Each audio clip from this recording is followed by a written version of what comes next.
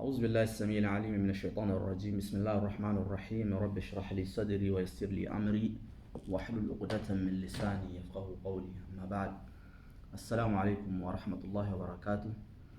Alhamdulillah, on va brièvement se faire un petit rappel, Inch'Allah, sur le mois de Ramadan qui est en train de s'approcher à grands pas, Inch'Allah. Donc, nous implorons Allah subhanahu wa ta'ala de nous faciliter l'accès aux bienfaits du mois de Ramadan, les adorations, et qu'il accepte de nous, Inch'Allah. Donc, Allahumma ballighna Ramadan bil imani wal afiyah, Inch'Allah.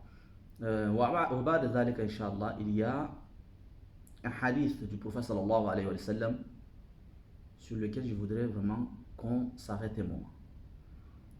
D'abord, sachant que le mois de Ramadan est un mois de grande adoration qui mérite d'être préparé psychologiquement. Dans la tête, le musulman il doit se préparer à accueillir le mois de Ramadan. Tu dois savoir que c'est un mois où Allah subhanahu wa ta'ala il t'ouvre les portes du bienfait. Pendant les 11 précédents mois, tu as vécu, tu as cohabité avec Shaitan, la'natullah alayh. Tu as fait des efforts, Shaitan, il a également fait des efforts sur toi, bien entendu pour t'égarer, pour t'empêcher d'accéder au salut. Mais Allah subhanahu wa ta'ala, à ce moment précis du mois de Ramadan, il va t'ouvrir les portes du bienfait. Il va atténuer sur toi l'effet de Shaitan, la'natullah alayh.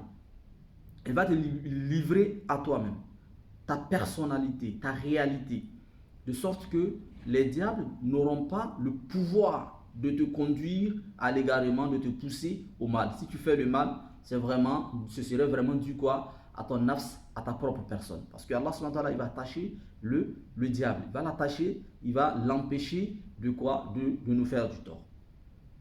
Et ce mois, il est tellement donc énorme. Ce bienfait, il est tellement grandiose.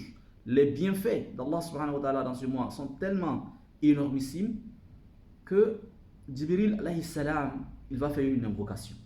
Et c'est là en fait que, voilà, c'est sur ça que moi je veux que le musulman se prépare surtout. Parce que cette invocation, elle fait plus ou moins peur pour quelqu'un qui est plus ou moins conscient.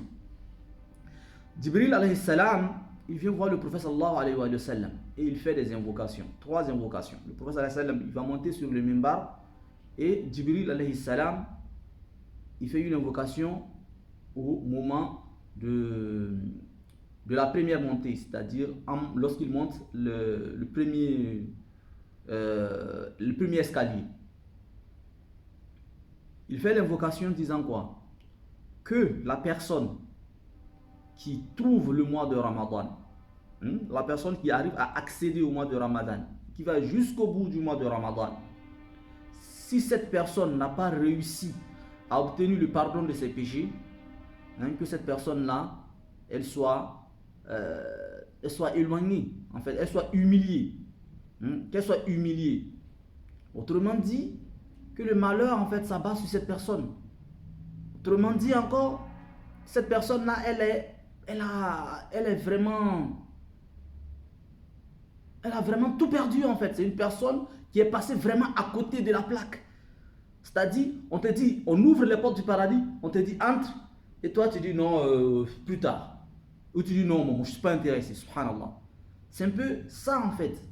Ça montre quoi? À quel point la personne, elle n'a pas pu accéder à la grande miséricorde d'Allah subhanahu wa ta'ala. Donc Jibril lui fait une invocation, que soit humilié, subhanallah. L'humiliation c'est fi jahannam, qu'Allah nous en préserve. C'est dans l'enfer. Que soit humilié la personne qui obtient le mois de Ramadan jusqu'au bout de Ramadan et qui n'a pas réussi à avoir le pardon d'Allah subhanahu wa ta'ala. Alors, Ibadur Rahman, sur cette partie du hadith, le musulman il doit méditer. Bien entendu, le hadith il parle encore de celui qui entend évoquer le nom du prophète sallallahu alayhi wa sallam sans faire de prière sur lui, que lui aussi soit humilié. Non. Et encore, une personne qui trouve, la 3e invocation, c'est une personne qui trouve ses 2 parents vivants, ou l'un de ses 2 parents, et qui n'a pas réussi à quoi? À avoir le salut grâce à ses parents. C'est-à-dire tu trouves ton père, ta mère ou l'un des deux vivant, et toi tu n'as pas été assez obéissant, tu n'as pas été, tu n'as pas eu assez de bons comportements vis-à-vis de ses parents là, de sorte qu'Allah Azza wa Jal il t'accorde le paradis.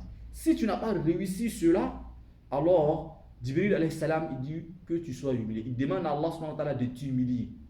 C'est-à-dire quoi? De t'envoyer en enfer, qu'Allah nous en préserve. Et le prophète sallallahu alayhi wa sallam, il dit Amin à ces trois invocations. Imaginez la grandeur et la gravité pour nous de ce danger-là. Parce que quoi? C'est Jibril alayhi salam, le chef des anges, le chef des anges, qui fait une invocation. Regardez, qui fait une invocation. Et qui dit Amin? C'est le chef de toute la création. Muhammad sallallahu alayhi wa sallam. Lui, il dit Amin à une invocation qui a été faite par qui? Par le pur. Le pur, on va dire, un ange, bien entendu, les anges sont purs. Donc, Jibril qui est pur en tant qu'ange, il fait une invocation et le plus pur de toute la création, parmi les créatures d'Allah subhanahu wa ta'ala, qui est le prophète Muhammad sallallahu alayhi wa sallam, lui il dit Amin à cette invocation. Pour nous dire quoi ici? Cette invocation, à coup sûr, elle est acceptée par Allah subhanahu wa ta'ala. Alors, que devons-nous faire?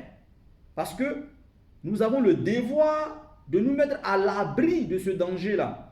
Non, cela ne veut pas dire que celui qui n'a pas profité de Ramadan, c'est sûr que lui va aller en enfer. Non, pas forcément. Mais c'est une mise en garde. Mais c'est quelque chose pour attirer notre attention, pour nous dire attention, là, il y a un danger. Donc, le mois de Ramadan, c'est un mois, subhanallah, je vais le dire, à double tranchant. C'est un mois, en tout cas, qui peut avoir double tranchant. Si on rentre dans le mois de Ramadan, jusqu'au bout du mois de Ramadan, il y a des gens qui auront le pardon d'Allah subhanahu wa ta'ala, qui auront fait assez de bonnes actions pour avoir le pardon, pour avoir la miséricorde. Mais il y a d'autres personnes qui font quoi? Ils ont tellement négligé, ou bien ils se sont tellement mal comportés, ou qu'ils vont sortir avec quoi? Avec la colère d'Allah subhanahu wa ta'ala. Bien entendu, ils auront encore d'autres occasions de se faire pardonner, parce que la miséricorde d'Allah subhanahu wa ta'ala, elle est immense. Mais, en sortant du mois de Ramadan, si tu n'as pas été assez bon, tu vas sortir dans le mois de Ramadan avec quoi? Avec la colère d'Allah subhanahu wa ta'ala. Et ça, c'est dangereux. Donc, le mois de Ramadan, il mérite déjà qu'on s'y prépare. Parce que tu n'as aucune certitude qu'après le mois de Ramadan, tu vas avoir le mois de Ramadan prochain. Ou qu'après le mois de Ramadan, tu vas ne serait-ce qu'avoir deux ou trois. Tu ne sais pas à quel moment la mort va venir te prendre. Comme Allah subhanahu wa ta'ala nous a prévenus. La mort que vous fuyez va certes vous rencontrer, Allah subhanahu wa ta'ala il nous dit. C'est-à-dire, toi tu fuis, mais ce que tu fuis là, on dit ça est devant toi. Donc en fait, en réalité, juste pour te dire que tu ne peux pas fuir la mort. Tu ne peux pas fuir la mort. Donc, et tu ne sais pas à quel moment elle va arriver. Donc, pour éviter d'être surpris et de te retrouver parmi les perdants, il faut déjà te préparer psychologiquement pour te dire que les éléments de péché que je fais, il faut déjà que j'arrête. Il faut que j'arrête ça avec sincérité vis-à-vis d'Allah subhanahu wa ta'ala.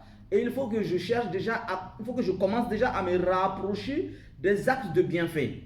Voilà pourquoi le prophète sallallahu alayhi wa sallam, il nous a beaucoup recommandé de faire quoi? De jeûner par exemple pendant ce mois de Sha'ban. De jeûner, de multiplier les bonnes actions en préparation de quoi? Du mois de Ramadan. Donc le musulman doit se préparer de cette façon-là, doit se préparer psychologiquement, doit faire beaucoup d'istighfar, beaucoup d'istighfar pour demander le pardon à Allah subhanahu wa ta'ala, doit faire beaucoup de dua pour demander à Allah subhanahu wa ta'ala de nous faire profiter pleinement du mois de Ramadan et de faire de sorte que parmi le mois de Ramadan, nous soyons parmi ceux qui seront parmi les habitants du paradis. Parce que chaque matin et soir, Allah subhanahu wa ta'ala, il dresse des listes de personnes ceux-là, on dit c'est les gens du paradis. Les gens du paradis. On fait matin, on fait le soir. Chaque matin et soir, subhanallah. Donc, si dans cette liste de matin et soir, toi, ton nom ne figure pas pendant 29 jours, c'est-à-dire au moins 58 listes, voire 60, il faut savoir que là, tu as vraiment un gros souci. Voilà pourquoi donc Jibril a fait cette invocation. Donc, il faut que nous fassions très attention et que nous préparions en conséquence. Qu'Allah subhanahu wa ta'ala nous donne la bonne compréhension et nous guide sans cesse sur le droit chemin. Qu'Allah nous accorde le mois de Ramadan dans la pleine santé et la foi, Inch'Allah.